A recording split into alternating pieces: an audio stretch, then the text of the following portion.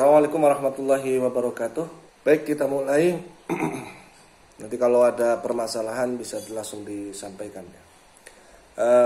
Ini merupakan salah satu pertemuan yang keempat ya, yaitu kita membahas persamaan dasar akuntansi, dan akuntansi yang dimaksud di sini adalah akuntansi konven ya, karena sebagaimana kalian ketahui kemarin, sumber keilmuan akuntansi syariah itu dia itu dari akuntansi konvensional dasar-dasarnya, kemudian direduksi atau disaring, difilter melalui fatwa MUI, dan jadilah putusan PSAK seperti hari ini.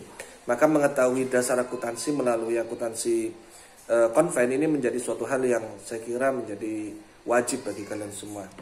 Baik, kita lanjut. Apa sih persamaan dasar akuntansi? Ya, kalau di matematika itu kan ada juga ya persamaan. Maka persamaan dasar akuntansi adalah perhitungan yang nantinya bisa memproyeksikan kekayaan, hutang, serta modal yang dimiliki perusahaan tersebut atau suatu perusahaan.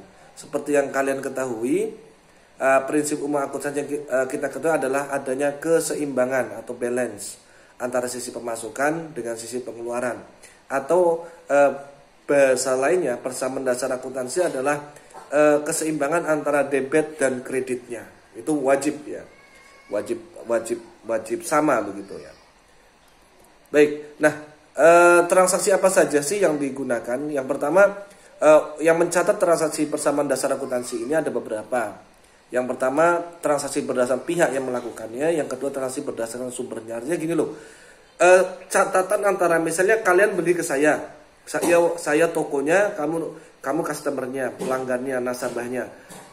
Kita melakukan akad, kita melakukan transaksi. Setelah kita melakukan transaksi, saya mencatat, kalian pasti mencatat, kalian belanjanya berapa. Kalau saya berhasil menjual berapa. Masing-masing punya catatan.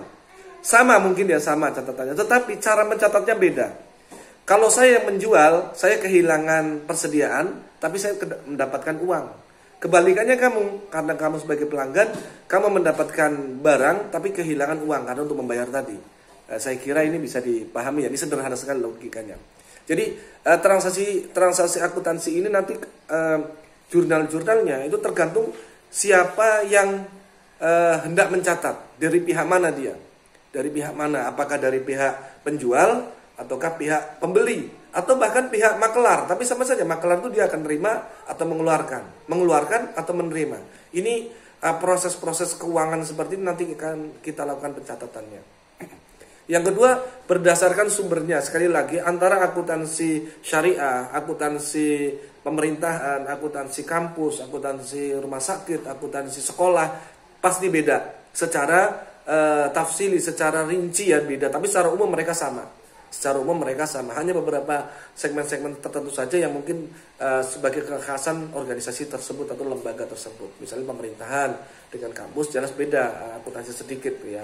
Kalau pemerintahan kan mungkin tidak ada dana untuk ini ya, untuk litbangnya mungkin kecil ya. Kalau di kampus kan penelitian dan pengembangannya besar, ya, risetnya gede. Nah, kita lanjutkan. Nah, berdasarkan pihak yang melakukan transaksi, kegiatan atau bisnis begitu ya. Ini bisa dari eksternal, internal ya. Eksternal itu ya kalian, kalau dari pihak saya kalian, eksternalnya internal saya sendiri gitu loh. Atau bagi kalian, saya ini eksternal, kalian itu internal. Jadi tergantung siapa yang mau catat keuangan ini, siapa yang mau catat transaksi ini. Kemudian berdasarkan sumber transaksi atau kegiatan bisnis, ini bisa dilihat apakah transaksi yang mau dicatat ini hasil perjalanan usahamu, ya hasil perjalanan usahamu, atau yang mau dicatat ini adalah modalmu, gitu ya.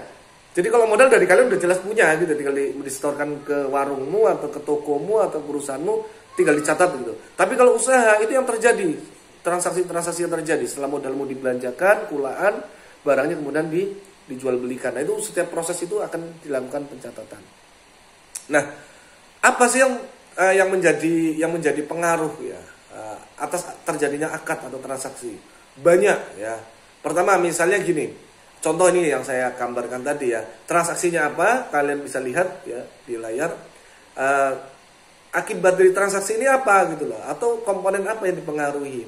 Misalnya melakukan pembelian peralatan secara tunai. Ini penting. Tunai atau kredit ini penting ya. Kalau tunai maka dia akan didebet peralatan, berarti bertambah dia. Di kas dia berkurang karena beli tunai.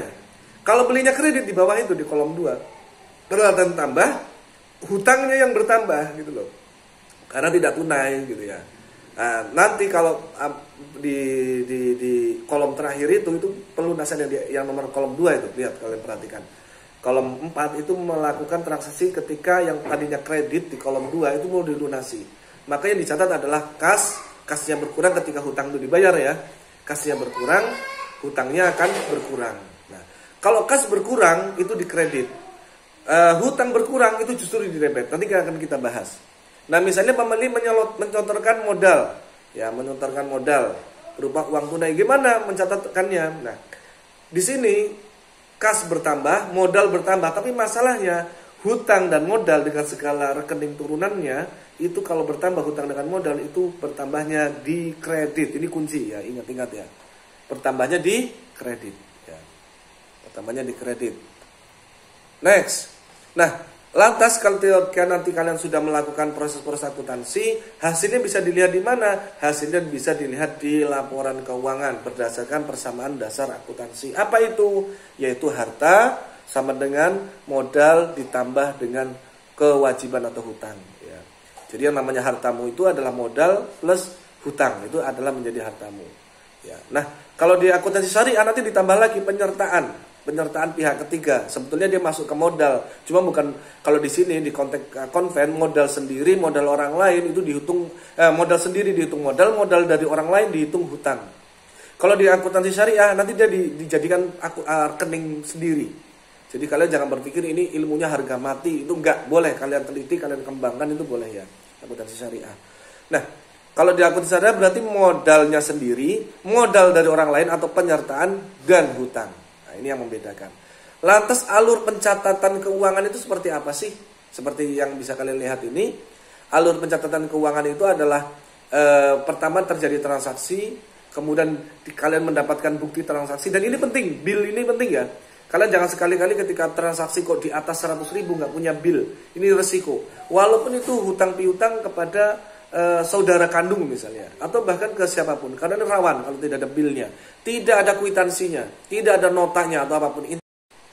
Setelah kalian melakukan transaksi dan memiliki bukti, maka semua transaksi tadi itu dimasukkan ke dalam jurnal umum pencatatan. Ya, transaksinya itu dicatat. Nah, itu tadi yang debit kredit itu sudah mulai dimasukkan. Kapan uangnya bertambah, kapan uangnya berkurang, kapan peralatannya bertambah, kapan peralatannya berkurang. Nah, nanti akan kita ketahui mana-mana yang kelompok masuk ke aktiva. Kelompok yang dimaksudkan aktiva ini ketika dia bertambah berarti di debit, berkurang berarti di kredit. Kebalikannya kelompok pasiva, kalau dia bertambah berarti di kredit, kalau berkurang justru dia di debit. Nah, ini yang beberapa kata kunci. Setelah jurnal umum, nanti jurnal umum itu akan dipilah. Kas, misalnya tanggal 1, tanggal 3, tanggal 1 muncul kas, tanggal 3 muncul kas, tanggal 5 muncul kas, tanggal 7 muncul kas. Seluruh kas-kas itu tadi, itu dikelompokkan ke dalam suatu akun, satu buku besar, suatu akun gitu ya, akun buku besar. Pembelian tanggal 3, tanggal 5, tanggal 7, tanggal 11, tanggal 18, itu dikumpulkan ke dalam buku besar pembelian. Begitu juga semuanya. Jadi setiap rekening atau akun di dalam akuntansi nanti memiliki buku besarnya masing-masing. Setelah masuk buku besar, maka dari buku besar ini akan terlihat neraca saldo. Akan terlihat atau trial balance. Setelah itu dilakukan penyesuaian. Kenapa dilakukan penyesuaian? Karena kadang-kadang si akuntan ini atau kasirnya itu kurang teliti. Tapi tidak kalau memakai software ya. Nanti akan saya tunjukkan. Tidak menggunakan software itu cenderung lebih aman karena komputer itu tingkat kesalahannya kecil ya. Kecuali memang salah menyusun sistemnya. Kemudian dari jurnal penyesuaian ini muncullah kertas kerja atau worksheet. Ya, worksheet dan kertas kerja. Kertas kerja wujudnya apa? Bisa kalian lihat itu adalah laporan keuangan, financial statement, pernyataan keuangan. Nah, setelah pernyataan keuangan biasanya di akhir bulan atau di akhir tahun dilakukan jurnal penutup. Nah, setelah dari jurnal penutup akan kelihatan neraca saldo setelah penutupan, kemudian juga bisa kelihatan laba. Ya, silakan nanti periodenya mau 1 bulan, mau periodenya 1 tahun silakan. Nah, dari neraca saldo ini nanti untuk bulan berikutnya atau tahun berikutnya Kalau hitungan haulnya gitu ya, haulnya bulanan berarti per bulan. Kalau tahunnya tahun dilakukan jurnal pembalik. Untuk apa? Untuk memulai periode yang akan datang. Tapi biasa per bulan ya. Per bulan ya mereka melakukan jurnal pembalik karena biasanya kalau perusahaan itu setiap tanggal 1 mulai dari nol lagi gitu ya. Nah, ini sekilas tentang proses bagaimana akuntansi itu berlangsung. Kemudian penyusunan laporan keuangan berdasarkan sistem akuntansi. Penyusunan laporan keuangan berdasarkan sistem akuntansi ini maksudnya adalah menghasilkan laporan keuangan yang dengan menggunakan software akuntansi, misalnya Mayop, ya Mayop, kemudian isi accounting, akurat dan sebagainya. Ini banyak ya di Play Store itu juga banyak seperti misal jurnal, kemudian accurate itu juga ada banyak ya, mulai dari gratisan yang maupun yang berbayar itu ada. Baik, next. Nah, laporan keuangan itu bentuknya apa? Laporan keuangan itu bentuknya bisa neraca, ya, bisa laporan rugi laba, bisa laporan perubahan modal. Ekuitas itu adalah modal. Ya. Nah, hal yang penting kita pahami di dalam akuntansi adalah pertama, satu, kalian itu harus mencatat semua transaksi keuangan dalam jurnal. Semua transaksi wajib dicatat. Fa'idza tadayyantum bidainin ila ajalin musamma faktubuh, jelas itu. Fi'il amar di Quran. Maka catatlah. Nah, ini penting ya, maka catatlah. Lanjut, kedua itu setelah kalian itu masukkan jurnal, kalian akan memasukkannya ke dalam buku besar. Dua ini sudah kalian lakukan. Sebetulnya kalian sudah melakukan sepertiga atau seperempat pekerjaan. Yang paling susah memang di penjurnalan ini. Memunculkan feeling, misalnya kamu beli belanjaan habis 10 juta, kredit, debit, nyatetnya gimana? Kalau misalnya dipakai DP gimana? Dia bayarnya kredit tapi ada DP-nya sekian, udah kurangnya sekian, itu bagaimana? Nanti kita akan banyak belajar ya. Walaupun di sini pengantar akuntansi syariah artinya kalian itu ya minimal tahulah ya, untuk praktek saya nanti tidak akan memberikan beban yang terlalu berat begitu. Kemudian sistem pencatatan hari ini adalah double entry system. Kalau menurut dunia barat ini klaimnya adalah ditemukan oleh Piccoli ya. Piccoli itu orang Italia. Tapi sebetulnya akuntansi ini sudah lama ditemukan di dunia Islam sebelum perang salib ya. Karena aneh kalau akuntansi ditemukan orang Eropa yang bukan bangsa pedagang. Mereka itu bangsa Eropa itu bangsa pelaut, kemudian bangsa petani, bukan pedagang, kecuali daerah Yunani ya. Nah, beda dengan orang Arab yang melakukan perdagangan selama ribuan tahun, nggak mungkin tani, nggak mungkin melaut. Maka berdasar fakta sejarah sebetulnya akuntansi itu sudah jauh ditemukan ratusan tahun sebelumnya, sebelum orang-orang Eropa itu menemukan pada tahun sekitar abad ke-15 ya, abad 15. Nah, double entry system ini sistem pencatatnya berpasangan ya. Mencatat transaksi tidak hanya mengeluarkan uangnya, tapi juga mencatat untuk apa uang ini dikeluarkan. Ini penting ya. Maka secara matematika posisi keseimbangan atau persamaan akuntansi antara kekayaan dan sumber kekayaan atau sumber perolehan ini bisa dicatat dengan aktiva sama dengan pasiva. Ini notasinya ya, rumusnya. Baik, bisa diikuti ya. Nah, selanjutnya persamaan akuntansinya bagaimana lanjutannya? Nah, ini dibuat untuk mengikuti perubahan-perubahan terjadi pada posisi keuangan kalian, posisi aktiva kalian, atau utang atau modal, tadi 3 hal. Jadi aktiva itu nanti dalamnya aktiva ini ada kas, ada piutang, ada surat berharga, ada peralatan, ada perlengkapan. Di dalamnya juga nanti ada biaya-biaya yang muncul. Kalau hutang ini ada hutang jangka pendek, jangka panjang, bisa penyertaan pihak ketiga. Kalau modal bisa modal sendiri, bisa modal orang lain. Itu pencatatannya nanti beda-beda. Ya, kita cara yang sederhana saja. Jadi artinya adalah bahwa semua transaksi wajib dicatat. Contoh, Pak Amin membuka usaha pengangkutan transportasi ya. Nah, untuk memulainya ia menyetorkan uang tunai sebesar 10.000. Berarti kalau setoran awal dari usaha namanya adalah modal ya. Nah, bagaimana cara Pak Amin ini mencatat dia itu mencatat pengeluarannya? Berarti di aktifannya dia 10.000, di pasifannya modalnya dia 10.000. Ya.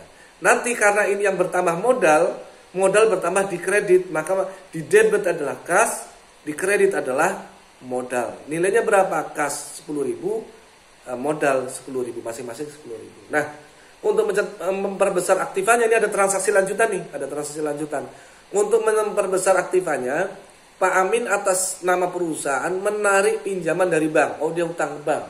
Uang tunai sebesar 7 juta. Nah, ini bagaimana? Ada tambahan modal. Modal tapi dari hutang gitu loh ya. Modal dari hutang berarti hutang bertambah, modal juga bertambah. Nah, di sini nanti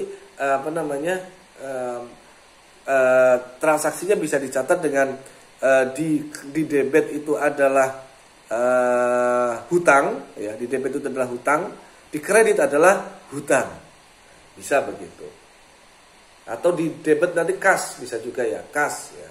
Kas, kemudian di kredit itu hutang usaha. Hutangnya bertambah, kasnya bertambah. Tapi ini untuk modal, berarti nanti seharusnya kalau dia untuk modal, dia ada 2 pencatatan nih. Ketika dia hutang dicatat, ketika menjadikan hutang sebagai modal itu juga dicatat.